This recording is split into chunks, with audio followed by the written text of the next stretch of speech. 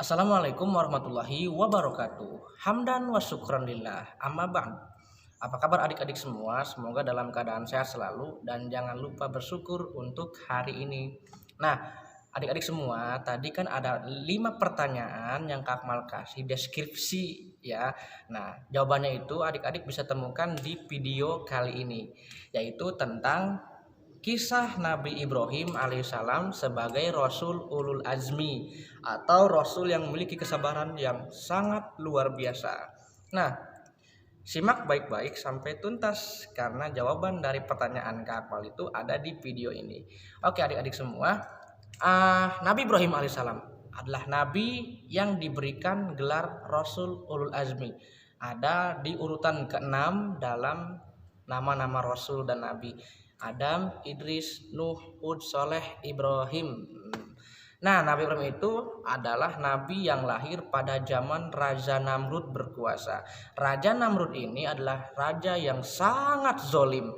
Bahkan ketika Nabi Ibrahim akan lahir, Raja Namrud memerintahkan para pasukannya untuk membunuh semua bayi laki-laki yang baru lahir, karena Raja Namrud khawatir laki-laki itu nanti yang akan menghancurkan tahta dan kerajaannya. Nah, ternyata Allah berkehendak lain. Ketika Nabi Ibrahim dilahirkan, Nabi Ibrahim itu tidak ketahuan sama sekali kalau beliau lahir. Jadi beliau langsung dibawa ke hutan dan kemudian diasuh di sana. Itu Nabi Ibrahim alaihissalam ya. Jadi Raja Namrud nggak tahu kalau Nabi Ibrahim itu lahir. Nah, tadi Raja Namrud itu adalah raja yang sangat zalim kan, karena beliau itu penyembah berhala. Jadi banyak patung-patung yang beliau anggap sebagai Tuhan. Bahkan Raja Namrud juga menganggap bahwa dirinya adalah Tuhan yang berhak disembah oleh kaumnya. Begitu luar biasanya Raja Namrud ya, zalim. Nah, Nabi Ibrahim ketika dia dewasa, dia pernah loh menguji kepintaran Raja Namrud. Nah, kisahnya kan pasti adik-adik pernah dengar kisah ini. Mungkin sebagian pernah dan sebagian belum. Kasih tahu ya, suatu hari ketika Raja Namrud dan para petingginya sedang melakukan perjalanan jauh, Nabi Ibrahim memiliki ide, yaitu idenya adalah dia akan menghancurkan patung-patung yang disembah oleh Raja Namrud. Nah, dan dia waktu itu membawa kapak, atau ada sebagian yang bilang palu besar waktu itu. Kemudian dia masuk ke ruangan yang penuh dengan patung-patung. Jadi ada beberapa patung berjejer, ada di tengahnya patung yang cukup besar. Jadi ada patung besar, ada patung berjejer kecil-kecil. Nah, Nabi Ibrahim itu menghancurkan patung-patung kecil. Patung-patung kecil dihancurkan sampai rata. Kemudian Nabi Ibrahim mengalungkan palunya itu di leher patung yang paling besar, dengan anggapan bahwa nanti kalau dia ditanya siapa yang menghancurkan patung itu, ya tanyakan saja pada yang lebih besar, karena kan di situ ada palunya. Mungkin dia yang menghancurkan patung-patung kecil kan. Nah, tidak lama kemudian kembalilah Raja Namrud dari perjalanannya. Ketika dia masuk ke ruangan itu, betapa dia kaget. Dia kaget karena patung-patung yang disembah oleh kaumnya hancur. Maka dia marah-marah. Dia nanya, siapa yang berani menghancurkan patung-patung itu?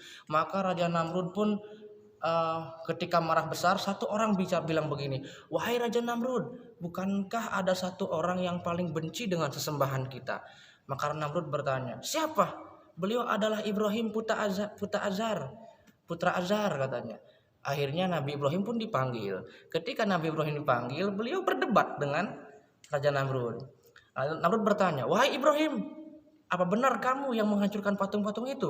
Maka Ibrahim menjawab, tidak, saya tidak pernah menghancurkan patung-patung itu. Tapi kan kamu yang paling benci dengan patung-patung itu, pasti kamu yang menghancurkannya. Lah, kok nuduh saya?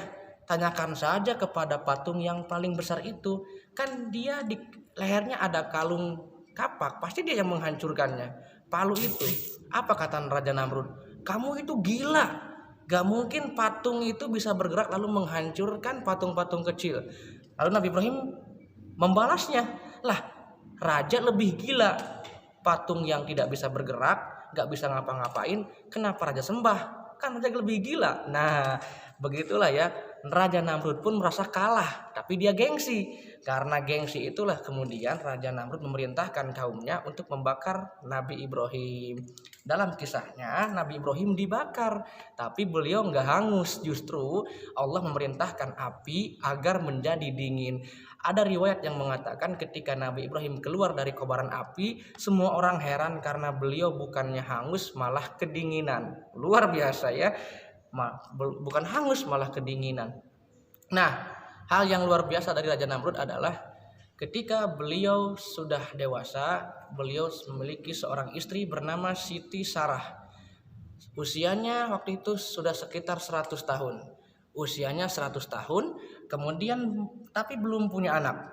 Makanya ketika itu Siti Sarah bilang, karena kita belum punya anak, aku ingin menyuruhmu untuk menikahi budak. Seorang budak yang kita miliki namanya Siti Hajar.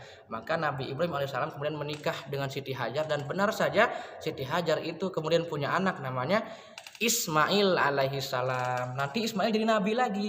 Nah, ketika Ismail dewasa, nanti Ismail malah disuruh Allah disembelih. Nah ya, apakah Ibrahim langsung nurut? Enggak, Nabi Ibrahim akhirnya enggak langsung nurut.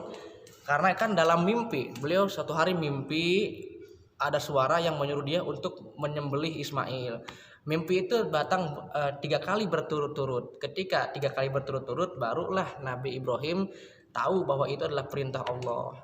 Dan iya, disembelih.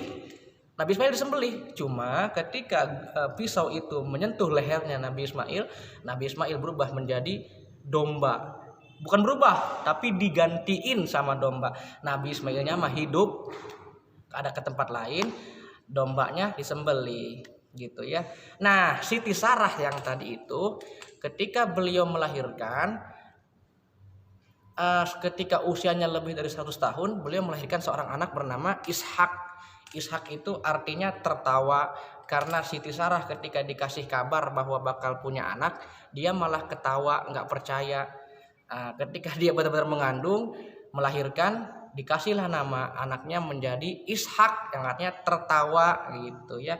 Nabi Ibrahim adalah nabi yang sangat cerdas luar biasa. Kenapa dia disebut sebagai Rasul Ulul Azmi? Karena beliau harus berdakwah kepada kaumnya yang menjadi penyembah patung, berdakwah kepada rajanya yang sangat zalim, bahkan beliau harus mendakwahi ayahnya yaitu Azar, dan Azar ini adalah pembuat patung. Nah, simak baik-baik video ini. Silahkan adik-adik jawab pertanyaannya. Semoga bermanfaat. Terima kasih. Assalamualaikum warahmatullahi wabarakatuh.